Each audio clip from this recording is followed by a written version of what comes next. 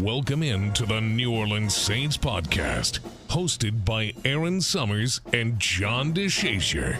You'll hear from players, coaches, broadcasters, and writers who cover the team on a daily basis. The New Orleans Saints podcast starts right now. Here's your hosts, Erin Summers and John DeShazier. Welcome into the New Orleans Saints podcast. I'm Erin Summers. The Saints fell to the Texans 20-13 on Sunday. After the game, head coach Dennis Allen said it was a tale of two halves for the defense, and the offense could not get it going in the red zone. They were able to get down the field, but the drive stalled once they got within the 20. On Monday, DA reiterated some of the same sentiments. Look, after having a chance to go back and watch the tape, start off defensively, I felt like it was a tale of two halves. I don't think we played very well in the first half of the game. And I thought we came back out and executed a lot better in the second half and, gave ourselves a chance. I feel like offensively, I think we moved the football. We did some good things. And yet we weren't able to capitalize and finish on drives and score touchdowns down there in the red area. That's something that has to improve. And look, I thought, there's a lot of good things we did in the kicking game, and yet I think two field goals really kind of changed the outcome of the game. You're playing the game differently at the end of the game if you're, able to convert on one of those. So certainly there's some things that we've got to be better at. And we're going to work hard to improve on those things. A week after going 3 of 3 in the red zone, the Saints went 0 of 3 against the Texans. Head coach Dennis Allen said that is an area that they have to fix. Yeah, look, I think it boils down to our ability to be able to execute. And by execution, I mean, if we're getting to a certain check or getting to a certain play, making sure everybody understands exactly what they're all supposed to be doing so that we can go out and actually perform that job the proper way on the field. And that's a combination, of we've got to do a better job of coaching it, and we've got to do a better job of playing it. Quarterback Derek Carr said on Monday that fixing the communication and the execution on the offensive side is everyone's responsibility. The Saints will have to quickly address some of those issues and turn the page to the Jacksonville Jaguars, who are coming into the Superdome for a Thursday night game. I think on a short week it's exciting because, you don't have any time to dwell on anything else except football. You don't have time to, make any calls or, do anything else besides, dive into the plays. And so, I think in a compressed week, sometimes it's a blessing, that you don't get time to dwell and harp over things that you just have to turn around and get ready to go for the next one. And so for our guys, I'm excited to see how we came, how guys were coming in today, how we're going to come in tomorrow and get to work. And knowing the guys in this building, I think it'll be a positive response.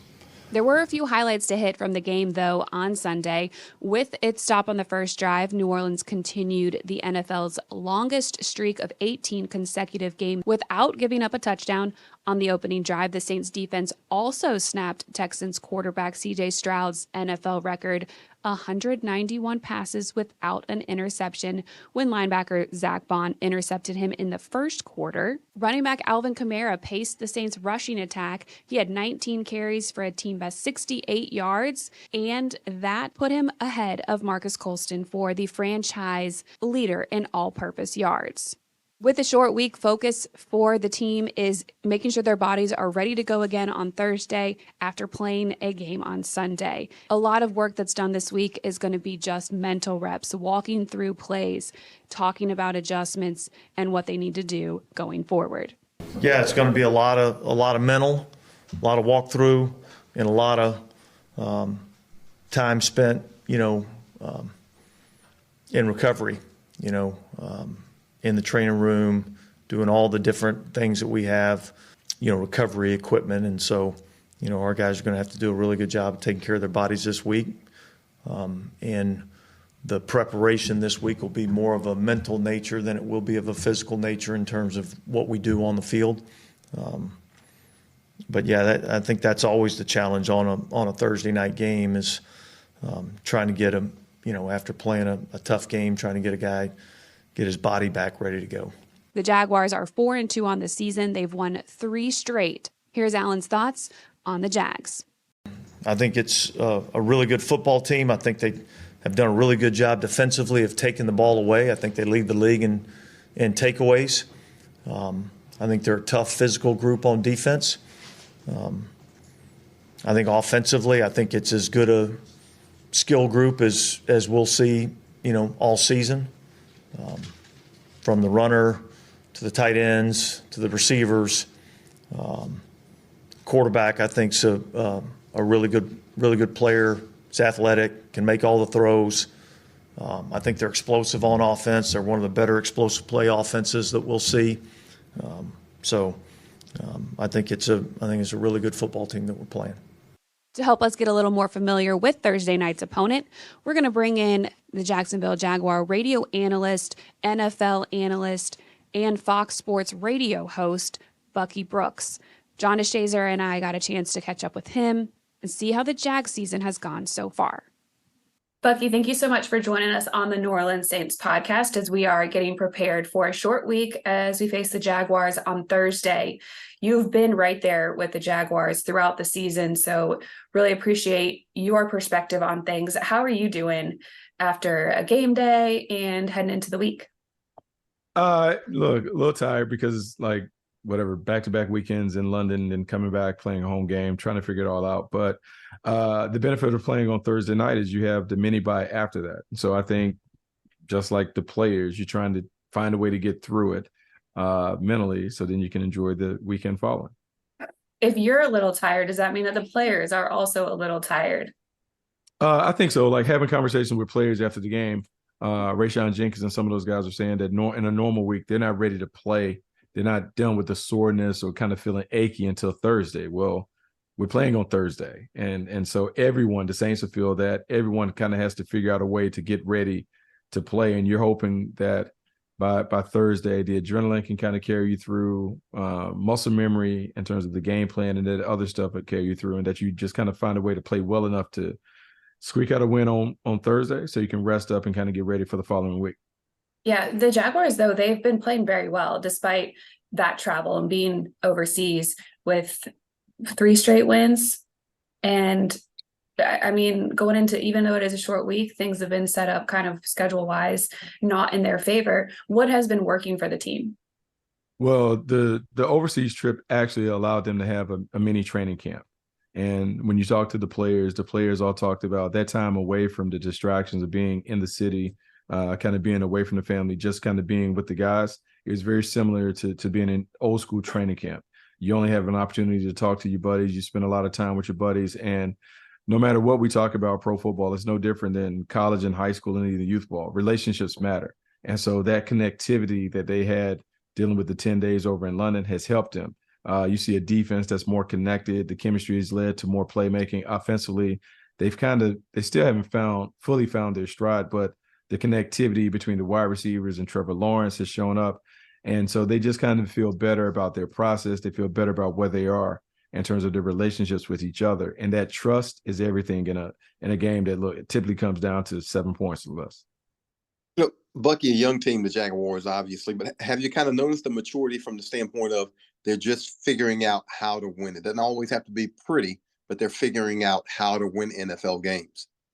Yeah, they are figuring out how to win games, and a lot of it was clouded by expectations. So when you bring over a player like Calvin Ridley and you bring him on, there's this expectation that this team is going to light it up offensively.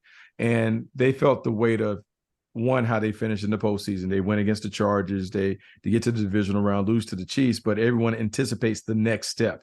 You can go to the championship game or the Super Bowl. And sometimes when you enter that season, you're thinking about that and you have this internal pressure that you're going to hit the ground running, you're going to knock it out the box, and they started slow. And they had to deal with that part of it. And then they just weren't connected. Coaches trying to figure out how to fit Calvin and some of the new players in. And the time away allowed them to reset, refocus, kind of make the main thing in terms of their process. And when you hear the players kind of utter the same words as the coaches, that's when you know that it clicks and it's kind of clicked for them in that regard. They believe in kind of like everyone talks about this, one play at a time, where they talk about one day at a time with their preparation process. And when they take care of those things, the game kind of takes care of itself. And because they've reeled off 3 straight wins, adopting a philosophy that really helped them at the end of the year, they're all the way back into buying into what Doug Peterson has been talking about in and out, inside the locker room and outside the locker room. Yeah. Now, I've never played an NFL game, so I have no idea what it's like to play 2 NFL games in 5 days, and to have to travel like the Jaguars are having to do. How much more difficult does it make it, I guess, from a preparation standpoint and from a body recovery standpoint, to have one of those kind of recovery days taken away with travel?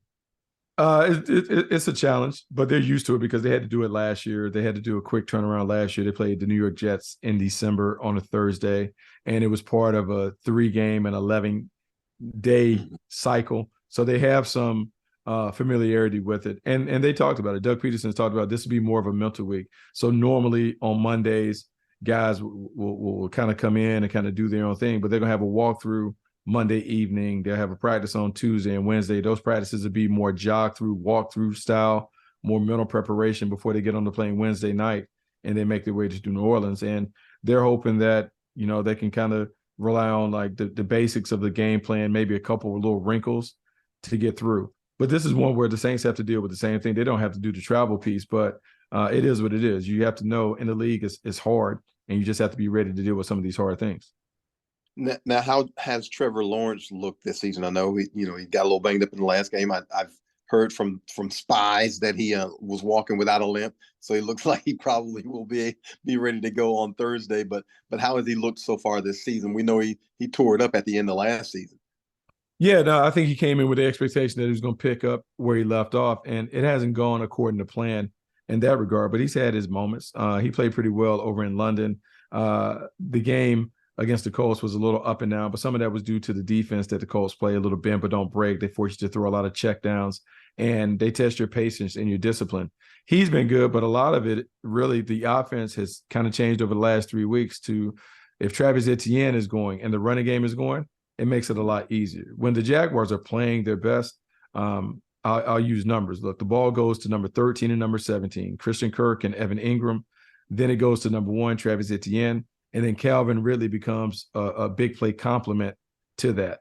When they are playing at their best, it works inside out in the passing game. And then Travis Etienne is a big part of the running game.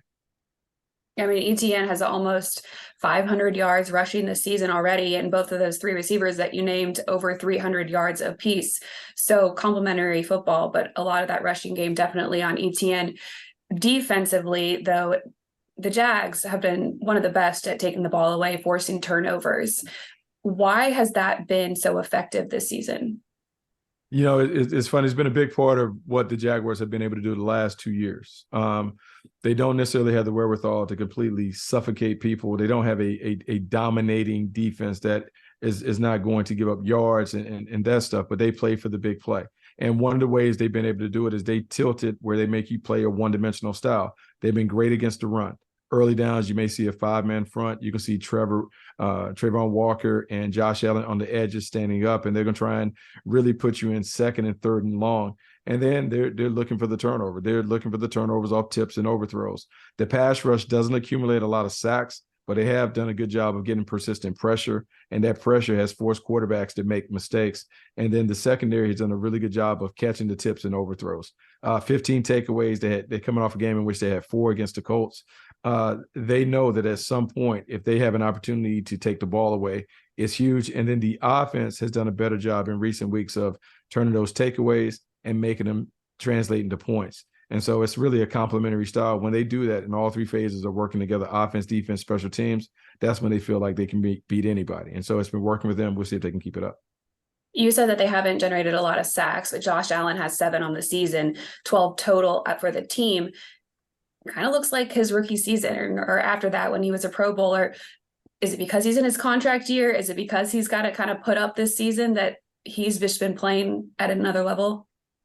I'll say this, like knowing him, he's a great dude. So anytime you see great guys have success, you're happy for him. Obviously, being in a contract year, he's motivated. They didn't sign him to a deal there. I don't know how much added motivation it has, but he's a prideful player, and it's kind of coming together. He had a big game early. where he had like 3 or 4 sacks in a game, and that kind of gave him a lot of confidence that some of the stuff that he's been working on is coming to it. And then the opportunities have been there. When you get up and when you get people in long yardage situations, it allows those guys to get in their track stance, widen out a little bit, and really hunt the quarterback. That's why it's really important for the Jaguars stopping the run on early downs. It allows them to kind of put their hand in the dirt and say, hey, we're going to hunt the quarterback. And when they've been able to do that, Josh Allen in particular has been able to get home and create chaos.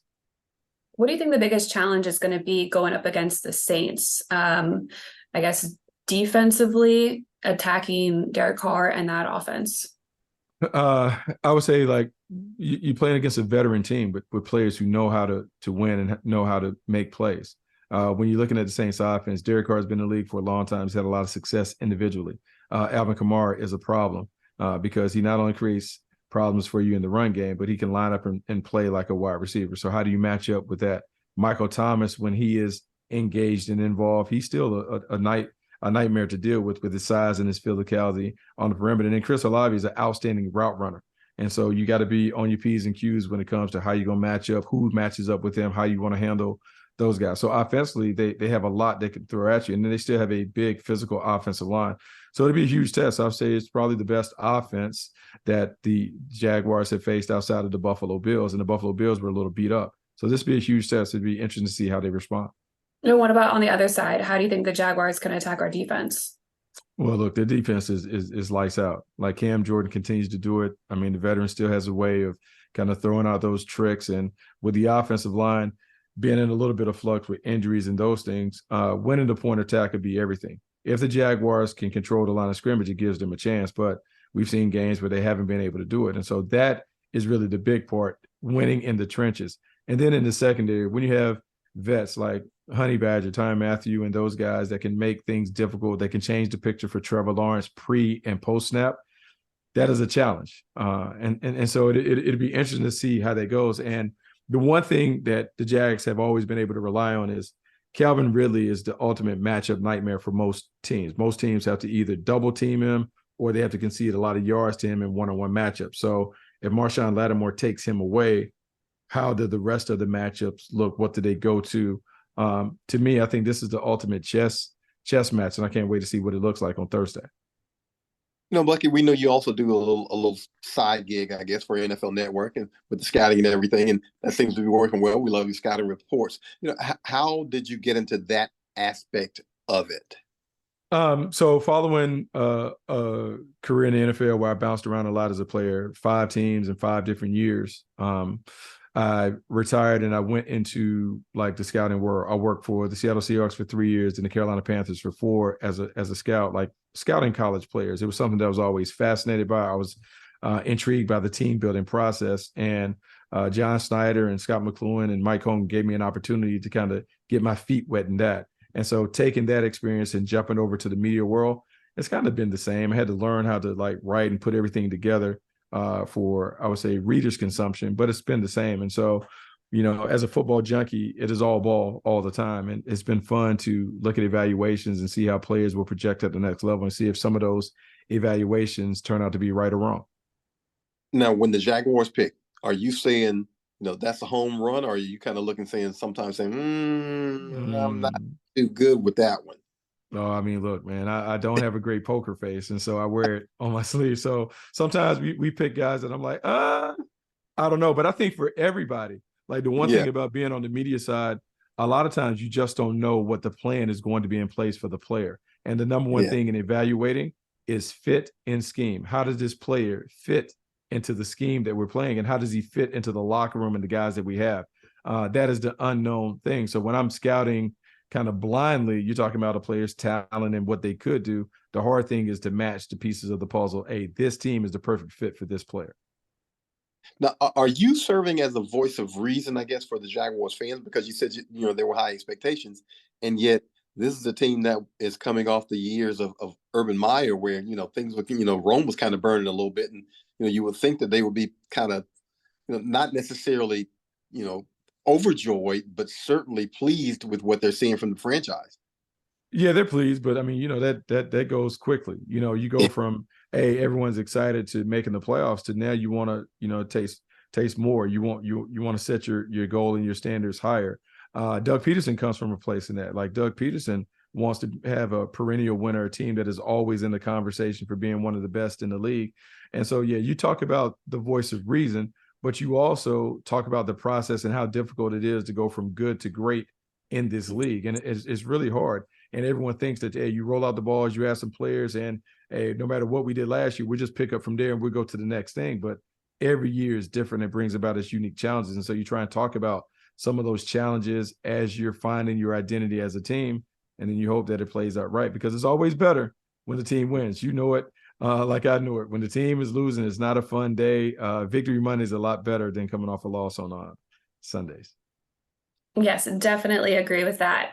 But there are a lot of teams out there that have been playing very well and still got beat. The 49ers went down on Sunday. How much parity is there in the league right now? And who do you think some of the top teams really are? Look, the Niners lost to the Cleveland Browns. That's a big one. The Niners and the Philadelphia Eagles both losing. It tells you how narrow the margins are in this league. No matter the team and the two matchups, if you don't play the right way, you can get beat. And I think the common denominator in this league always comes down to what we call the DBOs. Don't beat ourselves. It comes down to turnovers. It comes down to big plays allowed. It comes down to like pre-snap and foolish penalties. And then the kicking game. If you control those areas in the National Football League, you're going to win games. And it doesn't matter whether you're the top team or the 32nd team. If you don't turn the ball over, you don't allow big plays, you don't give away yards with penalties, you're going to win a ton of games. And the teams that understand that are the ones that win each and every week. But I love it. I think when we talk about the best teams in the league, it's the usual suspects. The Niners are there because of the way they play. Their physicality and toughness overwhelms people. They are the bullies on the block in the NFC, and until you're able to stand up to the bully, you're going to have a tough time beating them. The Philadelphia Eagles are similar because they have tremendous talent, maybe one of the best rosters from top to bottom in terms of their talent. They play a physical style when they can run the ball with Jalen Hurts. And then on the other side, the Kansas City Chiefs are different than they've ever been. Normally, we always talk about their offense. Their defense has really grown up. They played a bunch of young players last year. Those players have developed, and now their defense is kind of carrying the way for an offense that's been a little more methodical, a little more ball control. But those are the three teams that I look at when I'm looking at the league. Those are the teams that everyone is going to have to kind of get past to eventually hoist the Lombardi. All right, well, we'll see which team, whether it's the Jaguars or the Saints, can execute the way that they need to, make sure that they're not doing the things to hurt themselves on Thursday. Thank you so much for joining us. Thanks for having me. Should be fun. Appreciate Bucky taking the time to join us ahead of this game on Thursday night. The Saints will be back at practice on Tuesday. Monday was a lot of film review and a lot of film study. Tuesday, Wednesday practices, and then Thursday you're back at it with the game against the Jags. We'll have another podcast on Wednesday, so make sure you stay tuned. Check it out at NewOrleansSaints.com or anywhere you get your podcast.